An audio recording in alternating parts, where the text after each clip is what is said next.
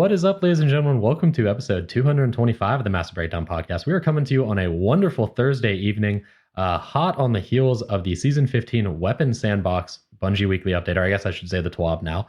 And man, oh man, was this a long one. We thought the last 2 weeks were good. We thought we've been spoiled, and then here comes week 3, and it's just even better than anything we could have imagined. So much information. And on top of that, we have a very special occasion here on the Massive Breakdown Podcast. We've always told you guys that it would take a lot for us to bring a guest on, and by God, it has finally happened. Welcoming to the show, we have the Weapon Features Lead from Bungie, Chris Proctor. Thank you so much for joining us, Chris. Yeah, it's great to be here. Thanks, Mercules. And I cannot tell you how happy it makes me to have you here. I cannot tell you how happy it makes our community. I know the Discord was legitimately beside itself when we told them that you were going to be a guest on here. And we're gonna basically talk about everything we would normally talk about during a Weapon Sandbox update, but we're going to have some additional insight coming in from Chris. So that's going to be fantastic. We got a little QA at the end. So we're going to hop right into that stuff. We are going to save the housekeeping for the end, but first, we got to get the introduction out of the way. As always, I'm Mercules. Chris is our special guest, but we would be remiss if we forgot. Kit Kutcha, how are you doing tonight, Kit? Wow, I almost felt like you were going to forget me there. That was I couldn't blame you. I mean, you know, we've got Chris here, so this is super exciting. I have legitimately been excited about this all day. I mean, realistically, like for weeks, but especially today, I was like, okay, it's happening. He hasn't realized that this is a huge mistake and backed out, and now it's too late. So. Yeah, I'm super happy to have you here, Chris. Cannot wait to pick your brain on some things, to hear the insights you have to share with us. And yeah, it's going to be good. It's going to be real good. Yeah, actually, I listen to this show all the time. Probably for the last, 2.5 or 3 years or something, and I've been a patron for a while too. I think this is like a super valuable podcast for the Destiny community. So happy to be here. That isn't a glowing recommendation. Unfortunately, the only people who hear it will be the people who already listen to the podcast. But maybe we'll put that on like an advertisement, like a poster, like a critic review. I was going to say, can you clip that? Because I can put that on the website. It'd be nice to have something clipped that's positive, as opposed to what the Twitter community loves to clip. You'll find it much more difficult to clip stuff from this because it's just audio, no Twitch clips. Well, like I said, normally we would do housekeeping now, but we know that you guys are not tuning in tonight to hear housekeeping. You're tuning in tonight to hear TWAB and weapon updates. So again, save the housekeeping for the end. If nobody else has anything they'd like to add in the intro, I think it'd be a great idea to just hop right into this week's TWAB. Let's get down to business. Let's do it. Cool. So first things first, you start off with something very generous. You actually defined a couple of terms for us. We had the same issue with the aim assist type of stuff, right? Where we were using bullet magnetism, you guys were using auto aim, you guys were using aim assist, we were using reticle friction. It was a whole thing. We kind of tried to standardize those terms after you were on the Fire and Range podcast, but there's a bunch of other stuff out there that the community has kind of defined for themselves, and you guys have also defined internally. So you actually very generously gave us some definitions tonight. If you don't mind, I'm just gonna read those out. I don't know that there's a ton that we need to talk about necessarily, unless you have anything to add, but you said fall off. Internally, you guys use fall off min and fall off max to mean the start and the end. But moving forward, you're going to use some different ones externally. It's going to be damage fall off start. And you said this also applies to aim assist, right? So aim assist fall off start, damage fall off start. It's the distance at which damage fall off begins, or at which point the gun no longer does maximum damage, right? So if a gun is doing 50 damage per bullet at 1 meter, and the damage fall off start is at 20 meters. At 20 meters, it will no longer do 50 damage per bullet. Is that correct? Exactly. Okay. And then damage fall off end is the distance at which damage fall off ends or hits the damage floor, meaning the gun can no longer do any less damage. So say it was doing 50 damage initially, now it's doing 25. Outside of this distance, it will just continue to do 25. It has bottomed out in terms of how much damage it can do. Yeah, and that number is 0 for certain weapons, if I remember correctly. All right, so it is possible that a gun at a certain distance does no damage, even if it were to get a hit.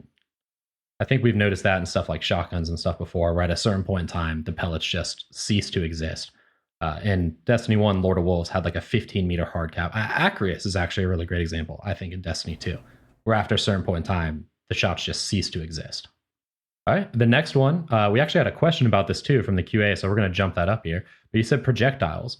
You use various terms to describe these externally, including borrowing terms from other genres. Oops. But you have settled on these. Hit scan, which is a projectile that instantly hits.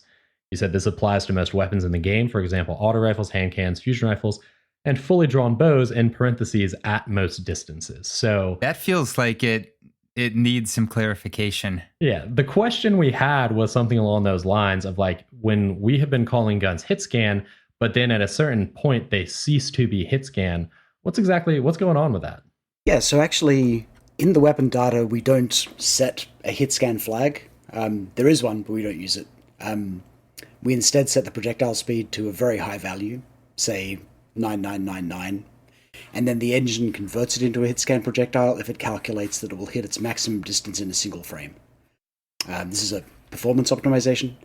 And there really aren't any projectiles that are very fast but not hit scan. So I feel like mostly what people are seeing is the traces, which sometimes do have travel time to them. But the projectile itself should always just hit instantly. The case of fully drawn bows is an interesting one, though. So I believe those ones, outside of a certain distance, can have a little bit of travel time. So the speed on a fully drawn bow then is not that 9999. It's some smaller value that's still quite fast, but slow enough that at a long range it will actually take 2 frames to hit, say. Yeah, I actually chatted to the designer who made bows, Greg Peng, just to clarify this point. And yeah, his understanding was that in most situations, it'll effectively be hit scan, like it will hit on the frame that you fire. But if you're far enough away, it can take a frame or 2. Okay. That's very interesting. There's been a lot of theories going around that something like that may have been the case.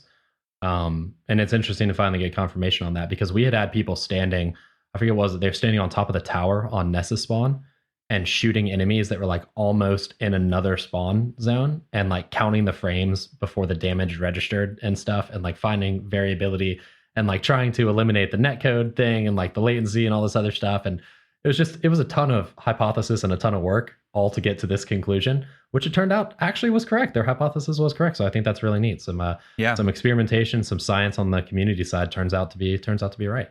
And so non-hit scan projectile with travel time sometimes having physics bounces, often having explosive damage and or homing.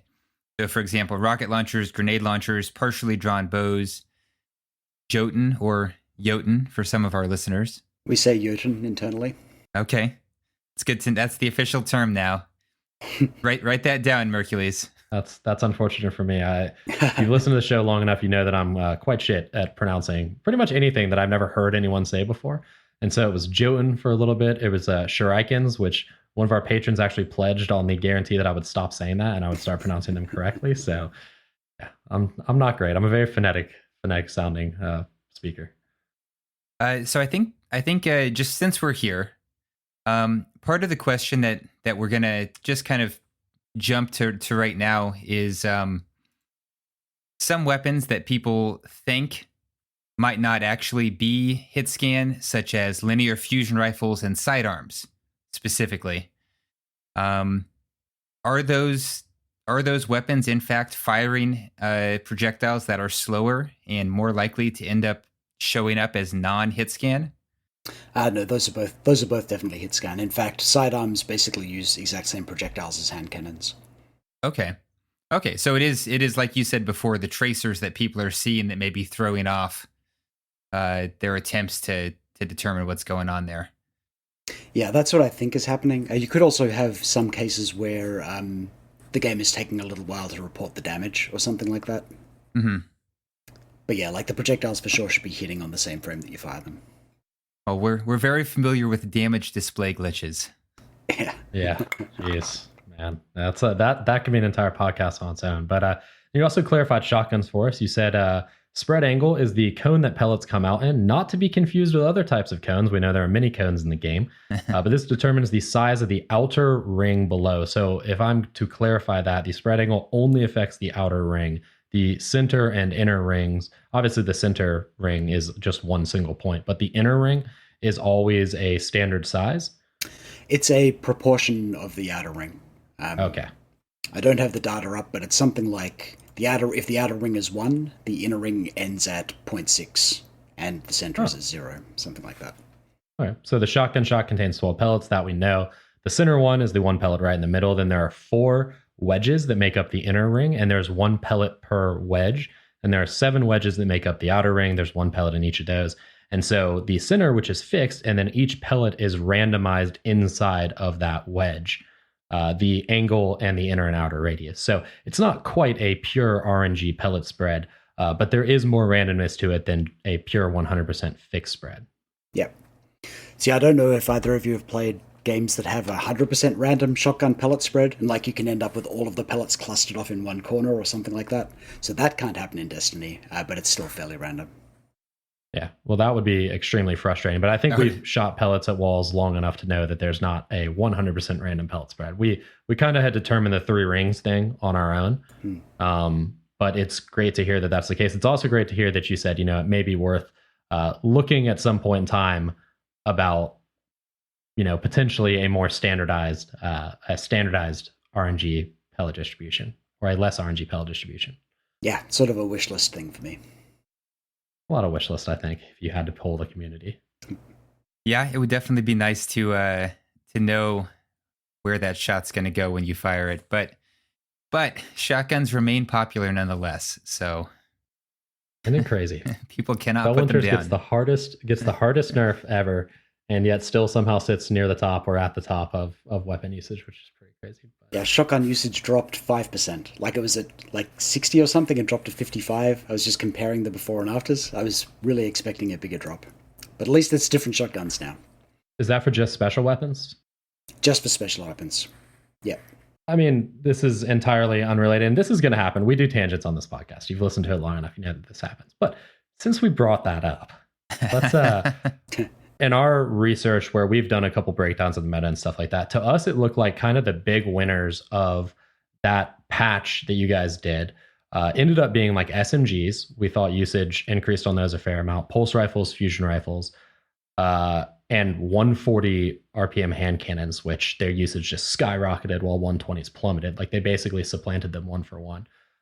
Does that sound about right? I mean, are we tracking along the same lines there? Yeah, I think so. And I think you've discussed some of this stuff as well, but for example, scout rifle usage dropped off a little bit, which I think is because you don't need to be able to challenge 120s out to quite as far a range, for example. Right. That makes sense. Yeah, we were expecting, I think we were expecting Dead Man's Tale to still be really, really strong even after that nerf. And I honestly still think it is strong, but it just doesn't seem like it's quite caught on. The usage has fallen precipitously on that. It's still a very popular for a scout rifle, but it's nowhere near the menace that I was kind of expecting it to be. Similarly, I think a lot of people thought grenade launchers were going to just moon through the roof, and they've seen a bit of an uptick, but across the whole of the spectrum, the usage numbers didn't double or didn't increase by 50% or anything like that, which I think surprised probably a lot of people, but they still got touched. We'll talk about that in a little bit. Touch, do you want to cover some of those other global changes, specifically the stasis ones? Yeah, so this is sort of what I expected that y'all had planned, but so legendary stasis weapons, excited to see those come in. And so you clarify here, stasis power weapons are in the power slot. All other stasis weapons are in the kinetic slot. And this is to avoid overcrowding the energy slot and make it reasonable to use when in match game content. Very much appreciate that because that energy slot it's already a little overcrowded. Stasis weapons don't do intrinsically anything different or unique from weapons of other damage types, except they are the only weapons that can roll with stasis perks, which you say you generally intend any stasis perks with slowing or freezing effects to have a kill trigger, being obviously easy enough to use in PvE and probably not excessively obnoxious in PvP, we hope. Yeah. So I'm curious to know, looking, and this is a forward-looking question, so if you can't answer it, you can't answer it. Can we expect to see any additional damage types go into kinetic? Do you guys have any plans on the slot organization that you can share, or is that all need to know and I don't need to know? I mean, all of that stuff is pretty far future. So Okay. I probably shouldn't comment on it, but I will say that when we started looking at how the numbers would break down, if we had 4 damage types in the energy slot and only 1 in the kinetic slot, like it clearly wasn't going to work. Right. So like we need to do something, and I think the same would be true if we were going to have like 4 in the energy slot and 2 in the kinetic slot, right? Like it's still too many in the energy slot, so we would need to do something different one way or another. Okay. We've kind of noticed that even when we look at the weapon breakdowns of like what we're using, like you'll notice a very heavy distribution of certain types of weapons in the energy slot. And I think people have started, well, it also doesn't help that like fusion rifles, right? Like if you want to use a fusion rifle that's a kinetic, your options are Bastion and that's it, right? So for me, a heavy fusion player. I don't know. Somebody with Arbalest was kicking my butt the other day. Yeah. Arbalest is the thing. I don't know that I necessarily think it plays the same as my Glacioclasm. I'd like to think that I can get a kill from that distance with it, but I am what the anime profile pictures call a dad, despite not having any kids. And I use pulse rifle fusion, and that kind of limits what I'm allowed to do, right? Like if I want to use that, I can't use an energy pulse rifle. I have to use my fusion in that slot. So it'll be interesting to see what stasis brings. I know you obviously can't talk about a ton of it. You guys are saving that for the reveal and everything like that upcoming. Very excited. Stasis perks. Yeah. Yep. You mentioned that if they have a slower freeze effect, they want to trigger on a kill. Was cryosthesia kind of like the trial period for that? Of like it came out and people were like, "What the heck? They're putting more stasis in PvP." And then it kind of turned out it was like, "Oh, it's actually not really that much of a problem. Like good players can use it really, really well." But requiring a kill, like not everyone is getting multiple kills in a life, so it kind of limits immediately the effectiveness. Yeah, cryosthesia was just kind of a victim of unfortunate timing. Like we planned that before Stasis launched, and didn't expect like the level of salt about Stasis in the Crucible. But once that happened, it was clear that we couldn't launch a really, really strong Stasis weapon right after that.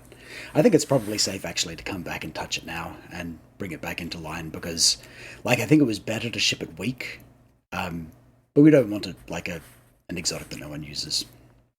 It's the same thing with Vex Mythoclast, right? Like, yeah. What you guys touch on here, and we'll get to it. You guys shipped it a little bit under because obviously there's a fear of you shipping something incredibly broken and strong that then just dominates the Crucible. But at the same time, it is an exotic, right? It should have something special about it that makes you want to use it. But the next change is oh boy, probably gonna generate a lot of salt. Definitely generate a lot of salt when you guys were talking about it on the Firing Range podcast. I laughed out loud when I read this one. Yeah, so they've addressed Quick Draw's permanent 100% handling buff. They now see more people using the Quick Swap glitch. I myself use it because I run Le Monarch and Messenger, and it's super effective. So I can't, everyone's like, "Oh, you don't even use it, blah, blah, blah." It's like, yeah, but I actually do. And it's a huge part of my gameplay. I was trying to play without it the other day, and I was like, oh, man, but whatever. This glitch uses combinations of inputs to animation cancel and allows near instant weapon swaps. We want the handling stat to continue to have value on weapons, and we don't want, for example, aggressive shotguns to lose their key downside, which is slow swaps, due to an unintentional side effect of the animation system. So you fix the quick swap glitch. Man, how did the internal thought process go when you guys were weighing the pros and the cons of removing this from the game? So, I mean, the key one is the handling stat, right? Like anything that lets you completely ignore a sixth of a weapon's stats just feels like a bad play on our part. I think that if we were to deliberately introduce something which was, required some more input skill or something like that, and we could make it a core part of the game, that would be different. But this is something not everyone knows about. And once you know about it, it's not that hard to do. I don't know. We immediately saw people using it more once the quick draw nerf happened, and felt like we had to act on it reasonably quickly. I think when we were talking on was it Firing Range, or it might have been one of the summits, we were discussing it as a possibility, and almost straight after that we decided, no, we're going to fix it. Fixed up the animation priority stuff. Yeah, and we've spoken before too about what allowing the quick swap glitch to continue does to PvE like in game Oh, God, too, because like you've got double slugs being a leading DPS candidate right now, and it's because of the quick swap glitch, or mostly because of it, not entirely because of it, but mostly because of it. And Yeah. you can say like, well, leave that in the game all you want, but if that's the only in-game strategy for DPS, then the next boss that comes out has to be designed around that strategy, and then it becomes everybody has to do it. Yeah. And then it's like, well, now you're requiring a glitch to play in-game content effectively, and that's no fun for anyone. And I know people got real hung up on the like accessibility they misconstrued a quote and they're like, oh, blah blah blah blah blah. But it's not more so that not everyone can do it, because like you said, it's pretty easy to do. It's the fact that it's not an intended mechanic that is stated for you in the game, and it negates an entire stat, and it forces you to potentially design bosses around it. Like, that's a lot of blowback for a glitch that allows you to swap weapons quickly. Yeah, exactly. Like the undiscoverability of it. And anytime we have a player tactic which is just dramatically more powerful than everything else, the game has to start to be tuned around that. And then everyone has to use that as a baseline, right? Like it's like Well of Radiance back in Reckoning. Like Reckoning had to be built with that in mind. Which is a shame, right? Like it locks a lot of people out of that top tier content, which we don't want. Well, so I look forward to seeing some bosses that are much easier to kill now. So the next change up, I feel like is a super dramatic change, and probably one that maybe is throwing a bone to kind of the same group of people who might be unhappy about the quick swap glitch, which is to say hardcore in-game PvE players. Primary ammo, infinite. Yeah. I'm curious what the thought process was to get you there. So, yeah, I mean, primary ammo just has never been interesting, right? Like, very, very occasionally you'd completely run out, like you just are dominating in PvP, like someone goes on a 40 streak and runs out of sidearm ammo or whatever, or you're doing something super, super hard and you run out and you can't easily go pick some up. Like, it's random when it happens, and it doesn't feel like you can reasonably mitigate for it. And making it infinite, like there are a bunch of things that we had to do across the game, which are listed out here as well. But ultimately, we feel like it puts the game in a much better place for the future. I like to make some weapons that were kind of considered like niche builds. I know the Discord was like checking them off, but they're like Devil's Ruin, Huckleberry, like obviously Sweet Business, which you guys mentioned, but like a lot of stuff that has these perks that makes it like burn through ammo really quick was kind of limited in some in-game content, because like you said, if you're behind cover and you're shooting in a Grandmaster Nightfall, you can't just go run out and pick up primary ammo. Like that's a death sentence. Yep. So this has made a lot more things. And honestly, when I read Reddit, and Reddit can be a salty place, right? But I come from Reddit, right? I was born in the Reddit. I grew up in the Reddit. But like Reddit was head over heels happy about infinite primary ammo. Like a lot of people feel like you freed them up to build craft in a way that they really couldn't before for the activities that you like. So I'm really, really a fan. I know it was no easy thing to do on your side. Fighting line, of course, we're going to talk about a little bit later, but there's some real big changes you have to make. But I really, really like that change. I like the infinite primary ammo. Yeah, awesome. Yeah, so I guess just kind of checking off a few of the changes you guys had to make to accommodate this. Inertia override, we talked about before in the abilities episode. So just listen 2 episodes ago if you want to hear about that, or read the TWAB. It'd be a very, very strong perk. Yeah. Ammo scarcity may be one thing, but the strength that perk gives of the super long damage bonus, and also refunding melee ammo now, like that's going to be a very strong perk. I think so. Drop mags, downside of reducing reserve ammo was always kind of meaningless, to be honest with you.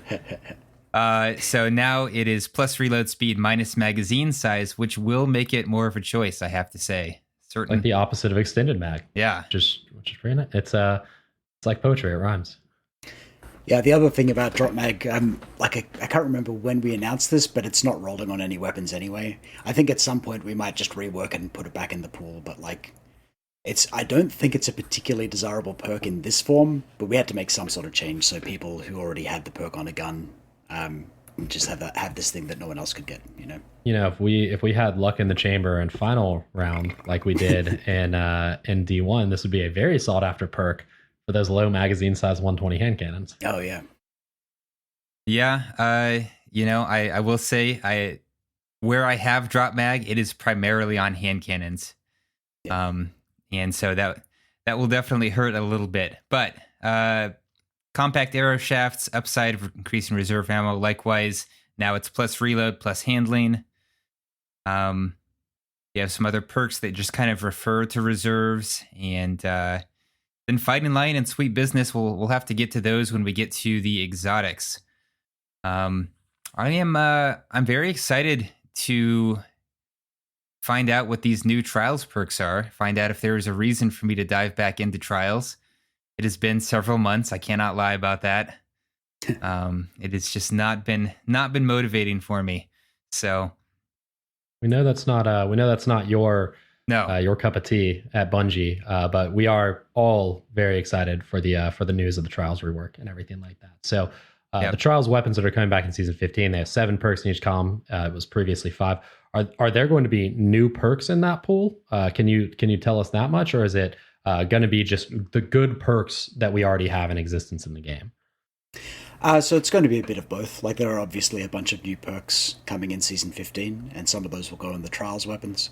But also some perks from Season 14 that couldn't go in the older Trials weapons. Like, man, I really want, a good hand cannon with tunnel vision on it, or, that kind of thing. That's going to be fantastic. I do want that now. Yeah. We all do. You guys have been killing it with the new perks that you've been adding. Yeah. I don't know if there was a philosophy change or something, but I know that there was some concern about how do you make players regrind the weapons they already have if you don't have sunsetting, right? But these additional new perks that are coming into a pool where it's like, yeah, you may have a season 14 messenger, but do you have a season 15 messenger? Right? Like, that is motivation right there. And I don't feel bad about that motivation. What I see is like, oh, new perk, I want to go grind that. I want to go. To me, it doesn't feel unfair. So I'm really, really happy that you guys have kind of embraced the like, let's give them a bunch of really great new perks. Tunnel vision was great. Heating up was great. Like, the list goes on. Killing wind is fantastic. It's really, really tremendous. So I'm super happy to hear that not only are there going to be new perks for these, but there's going to be stasis perks and everything like that. I think you guys have been killing it in that game. Yeah, well, we're now staffed a little bit better. So, we have 3 dedicated weapon designers, which is a first, and we're still growing a bit. We do live in constant fear that we're going to run out of perk ideas, and then suddenly players won't have any reason to grind the new weapons, but it hasn't happened yet, and we keep finding more design space, so maybe we're okay. So as long as you don't run out of literally perks you can make on a weapon, and then everything becomes a damage buff. And it's just increasing damage buffs. But that's the danger. Yeah, and then you said when max power levels on weapons launch, we reissued several weapons. We saw how frustrated players were at having to regrind their favorite roles because the perk pools hadn't changed. Based on that, our reissued guidelines from season 13 onwards were replace almost all the perks, which was kind of the exact opposite of that. Turns out that was an overcorrection, that certain perks on the original pools had become part of the identity of a weapon. So moving forward, the guidelines for reissues will be to remove the least useful 2 to 3 perks and add 2 to 3 newer perks to give the weapon some new options, but may result in entirely new top tier roles without removing the old one. To me, this sounds like the perfect compromise. Yeah, I think that where we landed was a pretty healthy place, and we're still going to keep bringing back weapons, right? So it's reassuring that people seem to have really warmed to this process. I don't think that they would have in like Season of Arrivals. Right, like, if we had done this to, say, Gnawing Hunger in Season of Arrivals, I think people still would have been like, man, I want my Outlaw Rampage back. I'm going to have to regrind that. Yeah. But I think enough time has passed that it's not this, like, instant swap where my last thing became useless, right? Well, and also people are thinking, like, I can keep the weapons now forever. Yeah. Right? So it's not the fear of, like, wow, you remove something that now I have to regrind for, only for it to be removed again in the future. And like that was a huge fear a lot of players had. I know I had that. It kind of killed a little bit of my motivation to grind for stuff. And I was like, well, how long do I get to use this for? Like 3 more months? I don't know about that. Yeah. Yeah, it definitely hurt when my outlaw opening shot blasphemer was not only sunset but irreplaceable. So I'm excited to see what you guys have for us. I know that's a pain that a lot of people shared. Maybe not specifically the blasphemer, but other weapons. These more aggressive pulse rifles, though. Aggressive pulse rifles are awesome, and I think there's one in the game right now. It is. Yep, there's one that's not Sunset, and there were only ever 3 total, right? Yeah. It was Blast Furnace, Sacred Provenance, and the Tangled Shore one. Yeah, right? It was Go Figure. Go Figure, yep. Cool. Well, you've also made some small adjustments to weapons reissued to move these in the direction. So you've added 1 or 2 of the original perks to each column for the Luna weapons, which are the moon weapons. The Lectern weapons only, right? You've added 1 or 2 of the original perks to each column, but you have not removed anything. So those weapons just have an increased perk size now, right? But it's because they can be farmed. All right. And then you've also added 1 of the original perks to 1 or both columns of the Dreaming City weapons. And since these can't be farmed yet, you don't want to increase the size of the pools by more than 1. I think that's okay. I don't know if you listened to our breakdowns of those, but we were not entirely thrilled with those reprised weapons coming back in their current form. Yep, well aware. Well, we won't be a dead horse. Like we said before the podcast, we try not to say anything on the show that we wouldn't say in real life. So yeah, we get it already. You didn't like those ones. I get it. So you guys have also made a lot of archetype changes in this upcoming patch. Important note at the outset here: exotics do receive these changes as written unless otherwise mentioned in the exotic section. So for those listening, just remember, if you're wondering, does this apply to an exotic? Probably yes. But keep listening. So breach grenade launchers, people are afraid of them. People hate and fear them just because they fear what they don't understand. So there was a small uptick in usage. We noticed that as well. And the change that you made, I think, is really interesting. So you are aiming to reduce the ease of getting big splash damage for priming or cleaning up targets. And so you've done that by reducing the blast radius by 0.4 meters. For example, max blast radius decreased from 4.55 meters to 4.15 meters.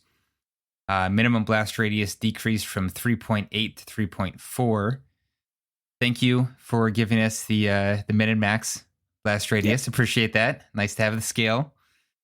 The splash damage was reduced by 20, which reduces total damage for a direct hit from 220 to 200 before taking spike or proximity grenades into account. And you increase damage in PvE by 12% for a small net buff to total damage in PvE. Obviously, this does not affect Wither Horde, which has its own special splash effect. So my one concern here, and I'm wondering if you can comment from internal playtests, is that reducing the blast radius may make these less effective at combating groups of enemies in PvE content. I know it's a fairly small blast radius nerf, so maybe it didn't seem to have a big effect with the extra damage, but can you comment on that? Yeah, I mean, we do a lot of playtests of like PvP and hard PvE content, and we didn't find that it made a big difference overall. Like, the nice thing about PvE is that the enemies don't dodge very hard. Right. They're not that hard to hit, so we didn't feel like this was a really big change. Very cool. A couple of specific numbers questions here. You did say it reduces the splash damage by 20, which reduces the total damage for a direct hit from 220 to 200. Is it possible for a level 10 resilience guardian to survive a direct hit from a grenade launcher? Yeah. Do we have a number for 10 resilience? Yeah. 10 resilience is 70 health, 130 shields, so it would be exactly 200. So a direct hit should still kill. It's possible there'll be some weirdness depending on exactly where it detonates, but I would still expect it to kill. Yeah. And you said that's before taking spike or proximity grades into account. Yeah. Does proximity grenades likely to make it not kill because it's going to proc step before it actually hits the person, or does okay? Yeah, that's proc step will only do the AOE damage. Okay. Cannot hit a target then. Okay, that's interesting. I think we've already just kind of thought about that. How much is the splash damage by itself? So if you ignore the direct hit number, how much is that splash damage? So it varies depending on blast radius. At 0 blast radius with the season 15 numbers, it would be 100 impact and 100 AoE. And with 100 blast radius, it would be 40 impact, 160 AoE. Wow. That's interesting. So prior to that, it was at max blast radius, it was a substantial amount of damage in AoE. Yeah, so previously it would have been 180 damage AoE. So even with Procstat then, you couldn't kill any resilience outright, but you'd come really damn close. Right. And basically, if you tickle them after that, if they've taken any chip damage from anything, it's pretty much going to kill them because there's very few things in the game that do less than 20 damage, which I think was one of the big pain points of grenade launchers. I mean, we pointed out, and my bone to pick with people is that, like, I hate when people use something in an argument like, oh, I'm seeing grenade launchers everywhere in PvP. And it's like, well, you're not really. Like, you're just flat out, you're not. The usage numbers don't support that, right? Do I think grenade launchers are super annoying in PvP? I do. Right. I've told this story before, but there was a brief period of time when I was at Bungie that we had a playtest where they had like cranked grenade launchers through the roof. And like the playtest meta was all grenade launchers on every team. And it was like the worst thing I've ever experienced in Destiny PvP. And like, I have no interest in moving into a grenade launcher meta. But that being said, like, be realistic about what you don't like about grenade launchers. Like, I didn't like that people could miss me and still do 180 damage, 3 meters to my left, which I didn't think was entirely fair. So personally, to me, as far as changes go, I think this is the change that grenade launchers needed. You still offer a little bit of that skill shot that you spoke about, and people memed on that because they're dicks, right? But, you still, now you have to be more accurate. You have to be more reliant on a direct hit if you want to get an instant kill. And it's less rewarding for those near misses, which before were pretty much if you'd been tickled by anything, you were going to die. Yeah. Yeah, just on the skill shot thing, like I almost tongue-in-cheek defined this in my definition section, but it's actually a term from MOBAs, like League of Legends, where a skill shot is just a manually aimed ability with travel time, which is like, yeah, that's what a grenade launcher is. But anyway, Destiny players don't have that vocab, so I should have used a different term to explain what I actually meant. This is actually also why I've started defining things before I talk about them. That's a super good idea. I think it helps all of us out. It helps us all to be on the same page. So we've had Kutch knows we've had to do that before, right? Like we've talked about things like skill floor and skill ceiling, and like we're using the terms wildly different than some people think in their heads. And then they come in Discord and they're like, what the hell are you talking about? And we're like, oh, well, we're not talking about the same thing. So now we do the same thing. Like we define a term before we try to use it because it just helps everyone to be together. But honestly, grenade launcher change, I got to give 2 thumbs up to that. I'm pretty happy with it. Yeah. Nice. As somebody who uses grenade launchers to prime frequently, this is fair. This is fair. I can't blame you for it. I mean, yeah, they're good fun as long as not too many people are using them. Like, it is that thing where, like, there were, 6% usage or something like that. And I think if they got to, 10, that would just be way too annoying. That would be pretty bad. Actually, I kind of don't think it's the fault of grenade launchers necessarily, though. It's just there's too much special ammo floating around. Because you can't actually win matches with grenade launchers if you just use your 2 starting ammo and whatever you pick up, right? And if you're not running double scavs and things. Well, and now you can't run double scavs anymore. Now you can't run double scavs. That should also help. It should offset it, yeah. Again, those numbers you gave are for special weapons. Special weapons only. They were 6% of special weapons. Or are they 6% of equipped usage? Like 6% of Guardians have them equipped, or out of special weapons, they make up 6%. Let me just look it up. Yeah, all Crucible. I must have been looking at all weapons before. It's 8%. They're hovering between 6 and 9% in regular Crucible. I'm actually just going to quickly check Trials. Might be interesting to see because Trials caters to a higher skill caliber of player, and I'm interested to see which way that kind of swings. Right? Yeah. Actually, I was already looking at trials. But yeah, so one interesting thing that I've observed is if something is easy to use, like all players of like low to medium skill use it. If something has high potential, high skilled players use it. So it was really interesting to look at the stats on like shotguns and 120 hand cannons. It was like obviously they were super dominant, but they were way more dominant in trials, which is a higher skilled environment. Anyway, so yeah, in regular PvP, just Crucible, they're like 5 to 8%. Varies quite a lot week to week. I think like when momentum controller's in town, whatever. Let's see. In regular PvP, they're like pretty steady at 12%. So what that tells me is that they work way better in sixes, and they're not actually really effective weapons in trials. And I think there are certain players, like, Cammy can just dominate with them. But I think for most players, making them effective is pretty hard. It's very easy to be really annoying, though. And that's, like, reason enough to look at them. Well, and that's also a different thing, and that's a good point. That's a good differentiation to make, right? Like, it's pretty easy to be really frustrating or annoying using a grenade launcher.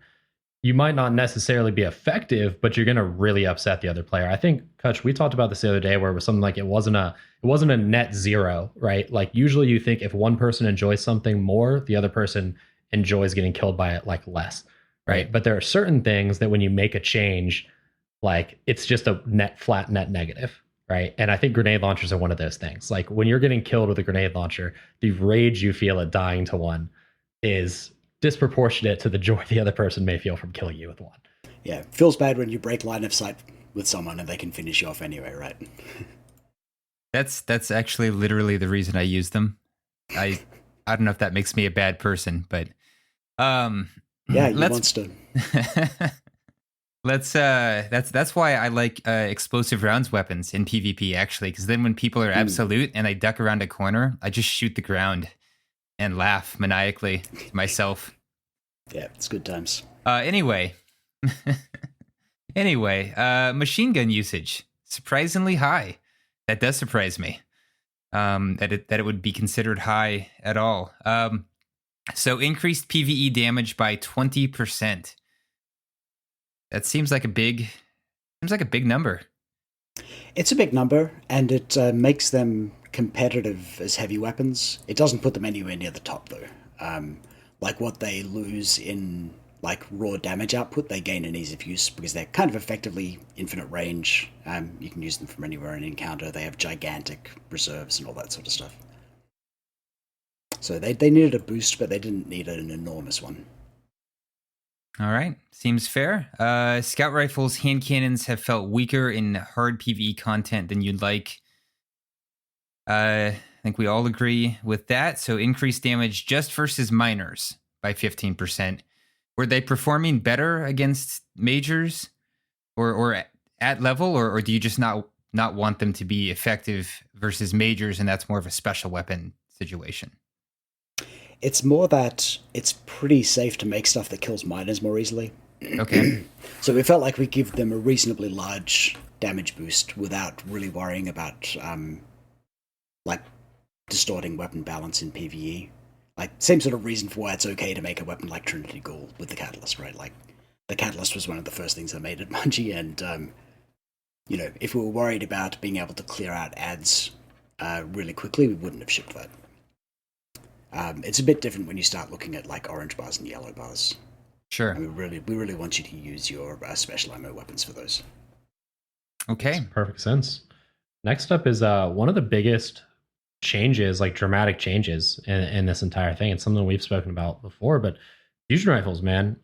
2 of the archetypes getting complete reworks. Charge time, bolts. I mean, it's really, really crazy. You said fusion rifles have benefited indirectly from the mid-season 14 shotgun nerf. That we know.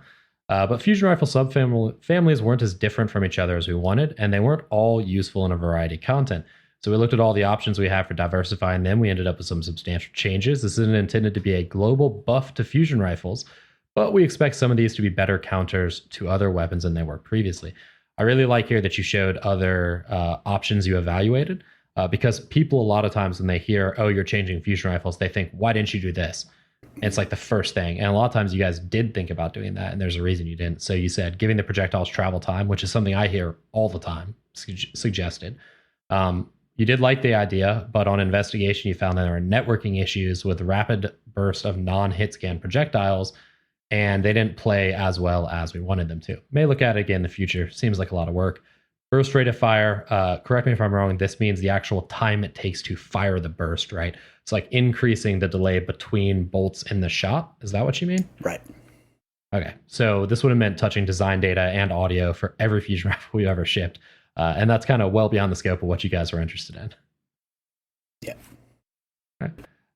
So you increase the PvE damage, just a flat 15% bonus across everything. Previously, high impact had no bonus and rapid fire had a 12.5% bonus. Now they all have a 15% bonus. And then you're going to push the subfamilies further apart. You're adjusting charge time, shots fired per burst, previously 7 for everything. And damage also. Note that base means without battery perks, a charge time masterwork, or an adept charge time mod. So just the flat damage that it does unmodified. So high impacts, which currently I think are probably the most popular by a relatively wide margin, although Plug 1 is making a run for being one of the most used fusions. You have slowed their charge rate. It was 0.86 seconds. It is now 1 second flat. And you have reduced the shots per burst from 7 to 5, which reduces the total damage per burst. You found that charging these in the open is super risky, but pre-charging around corners is very effective. You also say that you believe that they are less reliant on stability, so you can stack a bit more range. What is the actual damage that they're going to do per bolt, if you don't mind me asking? Yeah, so in the TWAB, I was sort of talking about overall damage per burst, and I realized afterwards that's super misleading, because people were saying, oh, they've just deleted 2 of the bolts from high impacts, so they're going to do 2 bolts less worth of damage, and that's definitely not the case. So, I mean, you probably know what the old numbers were off the top of your head, but high impacts in Season 15 will do 62 damage per bolts. Precisions do 40, adaptives do 38.6. Rapid fires do 29.4. Whoa. I got it. I'm taking notes here. Yeah. Give me those numbers one more time. Sure. You said high impacts do 62. Yep. Precisions do 40. Adaptives do 38.6. And rapid fires do 29.4. The weird decimals, by the way, is because we have nice round numbers for the burst damage, and then it's divided by the number of bolts. That's actually interesting. I did not know that was the way you guys were figuring out damage on this. Yeah, same with shotguns. So, is it possible for a high impact fusion to kill someone with 3 bolts if they're at 0 resilience? I made a spreadsheet just to calculate this kind of stuff. Just a second. I also have a spreadsheet to calculate this kind of stuff. Well, let's see if they line up, shall we? Okay, and I have my resilience table. Yes. Oh, yep. Look at that. Look at that. So it does line up, at least for 0 resilience, and at least for 10 resilience, mine lines up, which I'm pretty happy with. That means all the other numbers in between, those don't matter. Right? But the ones that do. Okay, cool. So for the most part, high impacts are going to be a 4-bolt kill. Precisions are going to be a 5-bolt kill. And then adaptives, 38.6 times 5 will be a 5 or 6-bolt kill, depending on resilience. And 29.4 times. And then rapid fires will be a 7-bolt kill. Those are the quick numbers that I'm jotting down. Interesting. So I know a lot of people were saying to me that it sounded like high impacts got a straight up nerf, is what they were. And I think that was a product of the reduced total damage per burst. Yeah. I think people weren't understanding the way the damage numbers are going to shake out. So it seems to me like what you've done for high impacts is you have basically just flat out removed two of the bolts, but the other 5 bolts that shoot do a lot more damage now. Yeah. And to me, maybe alone here, but having used the Exile's Curse with Kickstart to get those like super high damage numbers, personally, I feel like this might be a buff for me. I'm going to have to play with it, but I feel like this might be a buff for me. So I have a question about the last bullet point there, about them being less reliant on stability. And I'm going to have a very similar question when we get to rapid fires in a second here. But I am wondering if the total bolt spread has then changed. So because there are now only 5 bolts, is the spread actually just like, those 2 bolts are gone? So it's going to require slightly, perhaps less control to keep the bolts close? Or is the distance that the burst, like the spread distance that the burst covers, is that the same, and the 5 bolts are now going to be more spread out, and it's going to take the same level of pressure essentially to keep the bolts on target? So all of this kind of stuff, like recoil, accuracy, cone changes, aim assist decreases, like all of that stuff is per bolt on fusion rifles. So firing fewer bolts mean you'll have less recoil per burst. Okay. Oh wow, That's huge. Dude, Folks, this this is a is- buff. I gotta think that it is. I've honestly gotta think that it is. Yeah. I mean, I know it may not be, right? Because now you obviously have 2 less bolts to hit, which means if you were inaccurate on that first shot, you don't get to like drag the reticle over and finish him off with the second half of the burst, right? I feel like because the charge time has increased and the amount of bolts has decreased, I feel like this is going to make them harder to use, Yeah. but potentially at a higher level more useful. Yeah. Now, that being said, for the people who don't want to change the way fusion rifles work, you've got precisions and adaptives, which are basically close to unchanged. Same base charge times, same 7 bolts per burst, right? You very slightly increase the total damage per burst. Plug 1 is already pretty popular, especially with that corner roll that TV's been talking about. I mean, to me, it seems like if you try out the high impacts and you're like, I don't really like the changes, you've got a beautiful fallback, which is the precisions functioning just the way they function right now, but a little bit better. I mean, to me, this is sounding like a win-win scenario as someone who loves fusion rifles. Yeah, I kind of see the high impacts as being the thinking Vooper's fusion rifle. Like you really don't want to be out in the open. But if you know someone's going to come around a corner or something and you line up that shot, you can map them. Like you can really do a lot of damage at quite long ranges. And then I do feel like they've ended up playing fairly differently from each other in a way that they didn't before. I think so too. I always would have thought that just changing the charge times probably would have been enough to differentiate them, right? But you've gone a step further than that. You've not only changed the charge times, you've changed functionally the entire way that the burst work, which to me is a much more interesting change. And rapid fires potentially got the craziest change of all. Their charge time has decreased pretty massively. It's now under a half second. Yep. 0.46 was 0.54. The bolts per burst has increased from 7 to 9, which increases the total damage per burst. Now, obviously, the damage per bolt is slightly less. It's now 29.4, right? So it's going to require 7 of those bolts to get a kill on pretty much any resilience, I think. In playtesting, you said you found them to be very effective against shotgun rushers. They need to be closer because of the shotgun nerfs. You have a shorter charge time. Now, that being said, there is a time that it takes for the burst to leave the fusion rifle, which has to be taken into account as well. Yep. You said they are now more reliant on stability, but with the increased damage, they're less reliant on range, which is interesting. You answered that question for us above. To me, what this almost sounds like is it sounds like a charged Lord of Wolves, but with a little bit of a charge time, right? Yeah. Like that's what it sounds like. That when I think of Lord of Wolves, it shoots 10 shots, boom, boom, boom, boom, boom, and that's to me what rapid fire fusions sound like right now. And for a time period, Lord of Wolves was very scary in the Crucible. Yeah, I think I might have. No, this is right. I'm sorry. I'm just looking at the charge time table, and yeah, like with accelerated coils, rapid fires are 0.42 seconds, which is ridiculous, right? Like that's super, super fast.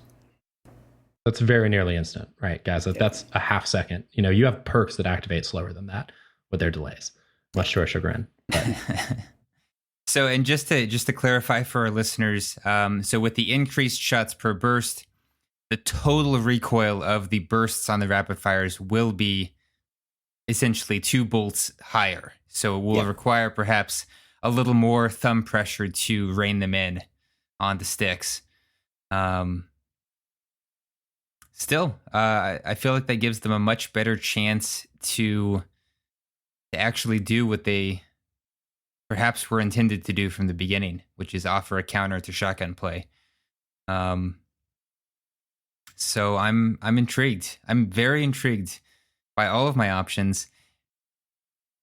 It's still going to be really hard for me to put. I've been loving the precisions recently for fusion rifles, and it's going to be hard for me to put those down.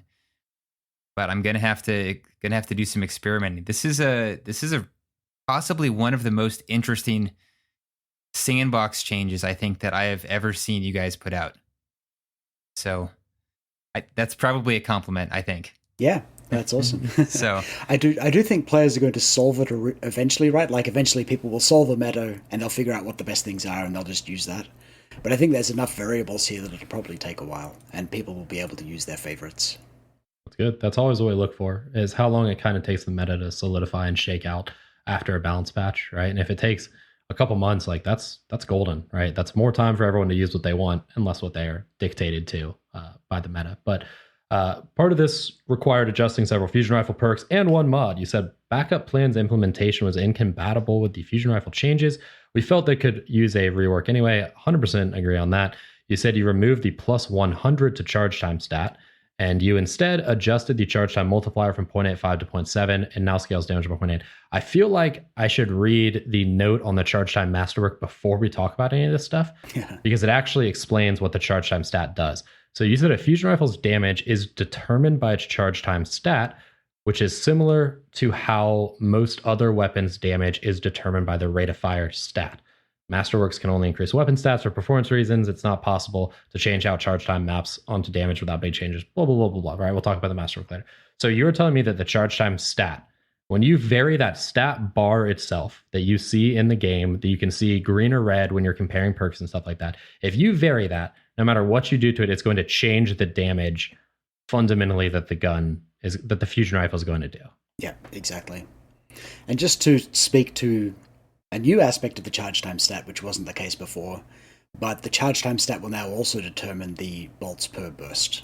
So this is why I had to convert liquid coils and accelerated coils and the charge time mod, because if we let you increase like the charge time stat by 2 steps, you'd be firing a different number of bolts, and that feels super janky when you're used to it firing like 7 and suddenly it's firing 9 or whatever. So to clarify, you cannot do that in the game. You cannot do right? that, like yeah. Okay. Unless there's some like plus or minus charge time thing that I'm not aware of, but I'm pretty sure we got all of them. We'll find one. Don't worry about that. We can all find one. Telesto, I'm sure, is going to do it somehow. Oh my god! Did Telesto is Telesto? How does it fall into this? It's still firing 7. Let me just check my notes. Oh, that's a shame. Imagine Telesto firing 9. that would be beautiful and terrifying right there. Well, it's kind of like a precision with liquid coils, right, for its charge time. So it was more likely to end up in the high impact firing 5 bolts. But yeah, it's still firing 7. Well, we'll see. We'll see how long it fires 7 for. sure after it comes out. All right. So going back then to what we're talking about, the charge time stat is no longer, and we've actually mentioned this on the show before, but there's like stat changes and then there's scalars, right? And they're 2 different things. Yeah. So you are now applying scalars to the charge time. So backup plan is a 0.85 scalar, which decreases the charge time. Or sorry, it's a 0.7 scalar, which decreases the charge time. And then you are also scaling damage by 0.8. Yeah. So functionally, it does a similar thing. It makes the charge time faster and it reduces the damage, but it no longer affects the actual stat itself. So you will not see it reflected any longer in the actual stat bars and things like that. Right. And then liquid coils and accelerated coils got a rework for a similar reason. They both scale charge time and damage instead of modifying the charge time stat. The final effect is much the same as before, but they are now more robust, but they won't visibly change the stat, as you said. So what are the scalars for liquid coils and accelerated coils? So liquid coils, I'm actually just doing an addition here. It's a plus 0.04 seconds charge time and plus 2% damage. And accelerated coils is the opposite, minus 0.04 seconds charge time, minus 2% damage. Okay, so I'm gonna run some quick maths again here. So it is okay. That's pretty nice. So liquid coils is going to definitely hurt the charge time on a high impact, but it will allow you to 3-bolt kill slightly higher resiliences Yep.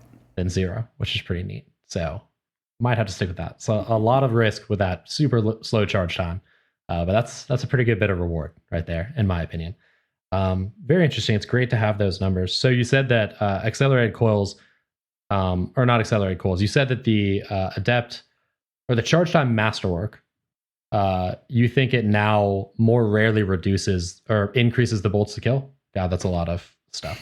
So you're saying it's now okay because it's not going to increase the bolts to kill in that many situations. Well, we'll see what players think of it, but like from testing in game and from running the numbers a bit, it's going to because we increased the damage of most of the subfamilies, we'll find that it decreases or increases bolts to kill more rarely.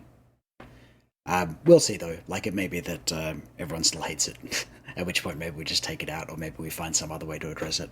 That seems like a fair thing. So conversely, if you change impact, does that, if you were to change the impact stat, would that force the charge time to change?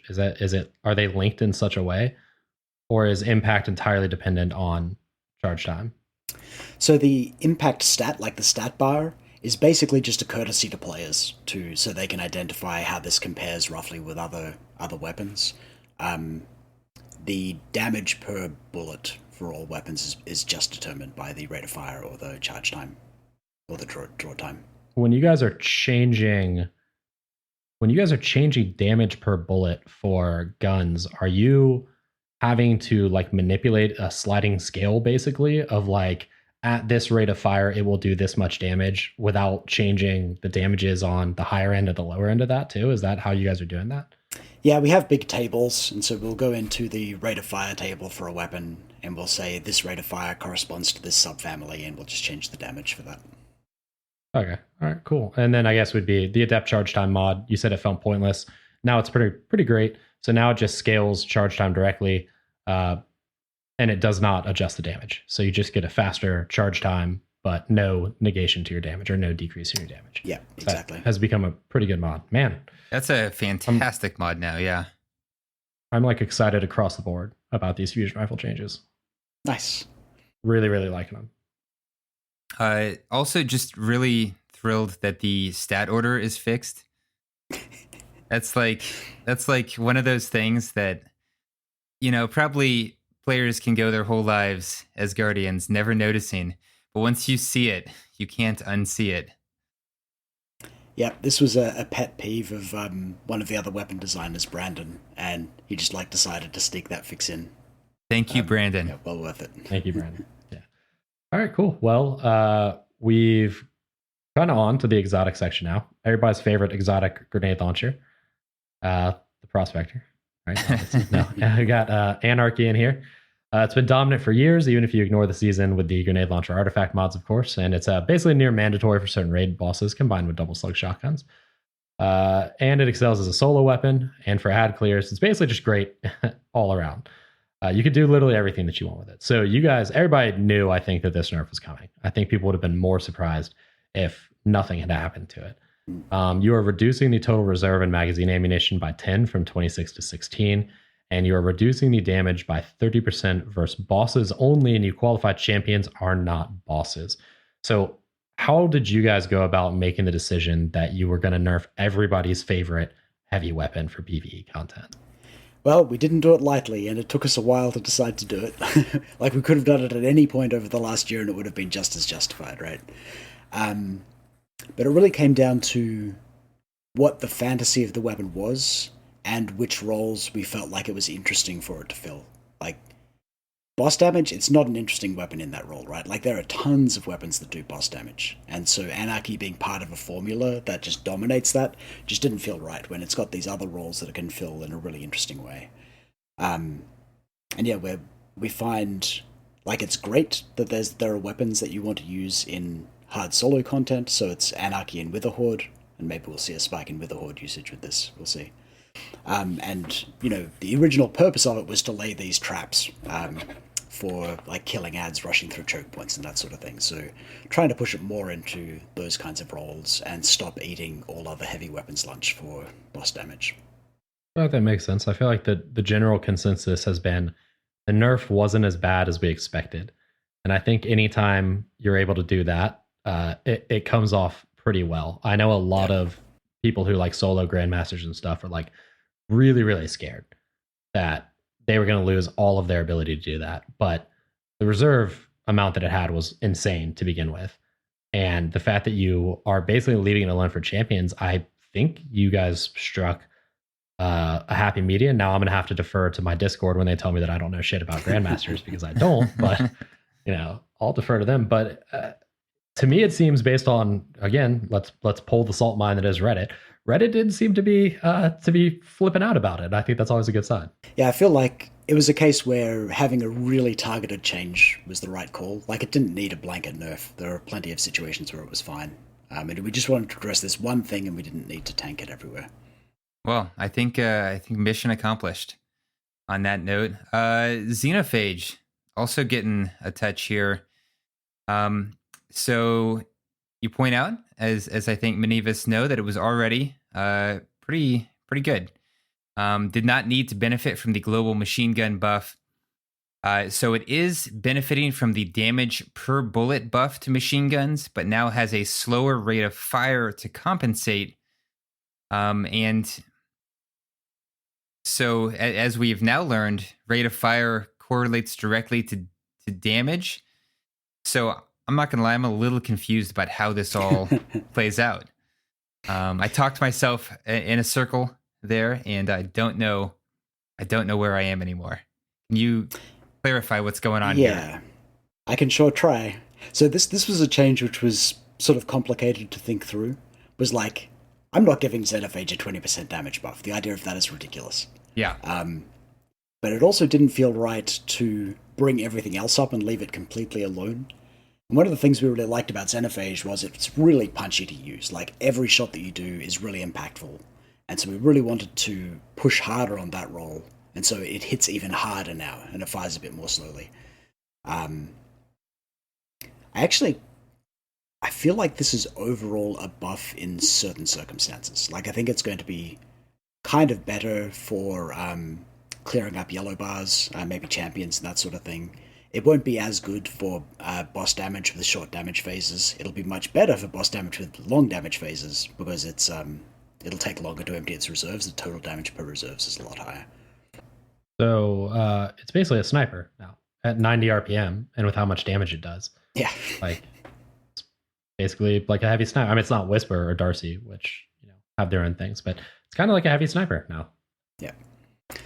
Yeah, this did not increase its damage against players, by the way. I should have probably called that out in the TWAB. Oh, so shame. You can't use it to one shot where you previously couldn't. Well, the Gambit sweats will be very disappointed with that. They can just use eyes. And then everyone's favorite primary grenade launcher, Fighting Lion. So it's always been fun, but not dominant in PvE. So you weren't really worried about the impact infinite ammo would have there. However, enabling fast, unlimited grenade spamming was too much for PvP based on internal playtest. So we addressed that specific case without significantly impacting its feel in PvE. So Fighting Lion reserve ammo is obviously now infinite. It receives the same changes as other breach grenade launchers. So that means that it has lost 20 to its blast radius, or its splash damage. Mm-hmm. Okay. Reduce the base reload stat to 0, so it reloads very, very slowly. But now it increases its reload speed to its previous level when you damage multiple enemies with one grenade. That is mostly for PvE. You're not really going to do that. Yeah, it's super rare for that to happen in PvP. And then you point out that you really shouldn't be reloading it manually anyways, because the whole point of it is that you damage an enemy, swap to your other weapon, clean them up, and then that's what reloads Fighting Lion anyways. Yeah, that was a bit cheeky on my part. Like, that's what the exotic perk says. Obviously, people reload it, but... And also, like, to speak a bit to this change, I'm not actually sure that Fighting Lion needed this, but there's no way that you go into a meta where everyone's starting to complain about grenade launchers and say, oh, hey, we're making this infinite ammo one. Like, I don't think that'd fly. But I do think we'll see how this plays, and we'll end up adjusting Fighting Lion, and I don't think we're going to have to further nerf it.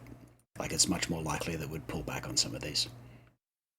So, I have a question here, because I feel like this is going to be the real salt.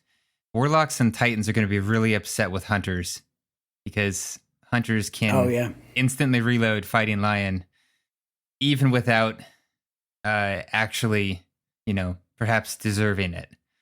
But I mean, that's always the salt, is that Hunters can dodge and do cool things with their dodge all the time. Well, you saw the barricade, like the rally barricade changes, right?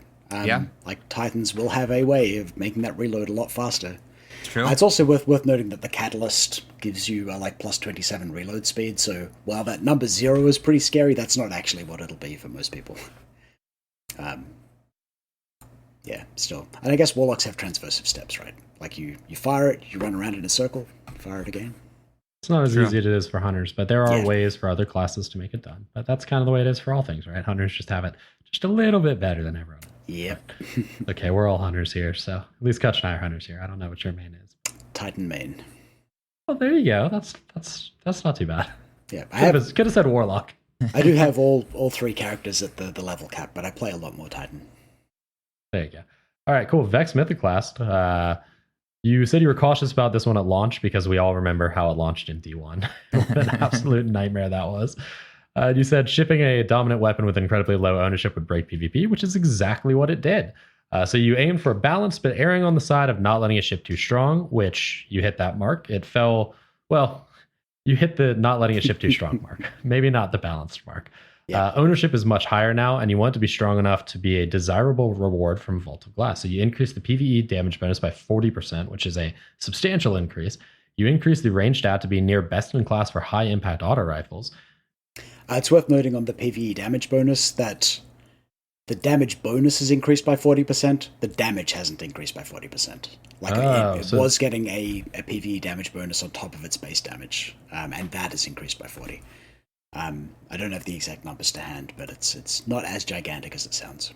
So that would be a good clarification to probably have that in the swap, because it sounded like, so damage bonus is very different from PvE damage, which is just the flat amount. And then certain guns get a bonus when they go into PvP, so they can be tuned, or PvE, so they can be tuned a little bit separately. Right. Okay, interesting. Well, it still is more damage, which nobody's going to complain about. The stability stat has been increased. The catalyst is reworked to grant stability and damage after a kill. The rate of fire has been increased from 360 to 390. You reduced the linear fusion rifle mode charge time from 820 to 533, which is the same as the standard linear fusion, and it no longer loses overcharge stacks on slow except when you are in the linear fusion rifle mode. That sounds like a lot of buffs right there. I gotta ask, is the rate of fire increasing up to 390? Does that mean that the damage in PvP per shot when it's in auto rifle mode is going down, or is it maintaining its high impact archetype damage? It's maintaining its high impact archetype damage. Oh, wow. Okay. So it's flat out a buff, right? But the flip side of that is that it doesn't change the TTK all that much. No. And just to give a little bit of history on this specific one, I was worried about a repeat of Destiny 1, and I didn't want a weapon with 1% ownership to be the strongest primary weapon in the game, right? Imagine PvP in that state. So the amazing designer who worked on this and came up with the cool idea for the linear fusion rifle mode, I just wouldn't let him ship it too strong. And so Vault of Glass came out, and he was watching all of the YouTube reviews for 2 months. They said, okay, you can buff it in Season 15. And so he might have gone just a little bit overboard, but we'll see. It's certainly going to be super fun to use now. Well, it had its time in the shade, and now potentially it will have its time in the sun. Yeah. I would much rather it have its time in the sun when more people can have it. Merciless, you had to touch this anyway because of fusion rifle changes. We figured if you were in there, you might as well make a buff we'd been thinking about. You updated the perk to account for fewer shots per burst, because this one is obviously it's actually, I think it's above a high impact a little bit, but so now it's in the 5 bolts per burst archetype, correct? Confirmed? Confirmed. And you have reduced the damage penalty for the increasing charge rate by 40%. So is that a scalar on damage that comes, or are you actually, is its perk changing charge time, the stat, or its perk is applying a scaler to charge time? Its perk is applying a scaler. Yeah, just to touch on the first point about its charge time, it is the slowest charging special ammo fusion rifle in the game. It's now at 1.04 seconds charge time. So it's a glacioclasm with liquid coils Correct. attached to it. Yeah. Okay. And then so now as it speeds up its charge time, the damage is still going to decrease, but not as much as it was decreasing previously. Yep. Okay, cool. Well, I mean, that's good. It's good. Merciless. I see some people who swear by Merciless, and even in PvP even, which is really interesting to me. It's a giant buff in PvE, so it's going to be interesting to see how it plays out in the season of the Poop. I remember when Merciless first dropped in PvE, it was my go-to for a while for taking down any big bosses that came up. That gun melted. So I'm Took it through the Leviathan many a time. yeah. Yeah. All right. Jotun. Did I get that right? Yep. Is that how we say it? That's the correct internal terminology. Jotun it is then. Jotun it is. Because of how charge time stat works with fusion rifle changes, we made a small change to avoid breaking this weapon, and playtesting it made almost no difference. But if I didn't mention it, someone would notice. You have reduced the charge time from 0.82 to 0.78. And you have slightly reduced the damage per shot, but functionally it's still going to kill people the exact same way it killed people before. It's just going to charge ever so slightly faster. Yep. Sure, there's going to be some salt about that one at some point in time. So Yeah, we'll see. the thing that I think that people might notice here is that Jotun was able to one-shot with the burn certain supers, just depending on their damage reduction. It sounds like that may happen less often now. Yeah, I think that's likely to be the case. Like, it would only barely kill supers as it was, and so it's probably just not going to be able to kill certain supers now. Right. So gunslingers for sure gonna die, but pretty much everyone else probably gonna walk away with a sliver of health. I'm telling them there's a chance. Yeah. All right. There's a That's all I chance. need. And then, man, my boy Bastion. I had multiple anime profile pictures tag me who don't even follow me, tag me on Twitter just to say Bastion nerf LOL today, actually, which was interesting. Because they don't realize that I've evolved past Bastion and I'm now a La Monarch man. So it's too late for them. I've already moved on. I knew that I preemptively figured it was only a matter of time with the shotgun nerfs before Bastion really got hit, with a bit of the hammer. So it's definitely seen an increase in usage in PvP. It actually got to the point where right after the nerf, I was like, man, this it's always been strong. Now it's really strong. But it was also super low usage in PvE, so they're buffing it there. So you've reduced the damage by 15%. Can now not quite kill a Guardian with just one of the 3 bursts it shoots, right? So it has a burst, and there's like a pellet spread in each burst. There's 7 pellets per shot, and there's like a delay in between each one. So now it used to be that if you hit them with all of the pellets in the first of those 3, you could kill them. Now you can't quite do that. It's taking them down. It's going to take some pellets from that second one, which actually increases the time to kill of Bastion because now you have to wait for that second burst. And then you increase the spread angle by 10%. But then you increase the PvE damage by 25%. So overall, a 10% increase in PvE. And that is the actual PvE damage. That's not the PvE damage bonus. Correct, yeah. And actually, my math is wrong there. It's more like a 6.25%. Like when you multiply those things together, it's 6.25%. Well, still, in PvE, the spread angle matters a lot less than it matters in PvP. Yeah. So do you have the new number of what I'm assuming that it does something the same way that, I think probably now shotguns do this too. Do shotguns do it and Bastion does it where you take the total damage and then it gets divided up by the number of pellets? Yeah. Oh, wow. Do you have the total damage numbers for Bastion? I don't have the total damage to hand, but I did just jump into a test map and check the damage per pellet, and it'll display as 26 or 27, so it's somewhere in between.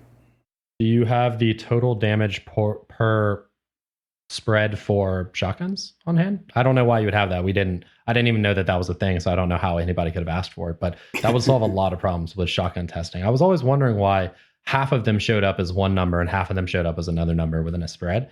And I kind of just averaged it out in my damage calculations to being like a 0.5, but yeah, I happen to have like a whole bunch of weapon tables open all the time, so I do have the shotgun one. And like you could calculate this yourself, but let's see, aggressive shotguns, 267. And then rapid fires, 200. And the others are in between. Gotta leave some puzzles for us to figure out on our own, but I know the Discord's gonna be quite pleased with that one. So yeah, Bastion, well, you had to throw a bone to the anime profile pictures at some point in time. And they've been clamoring for a Bastion nerf for quite some time, and they finally got it.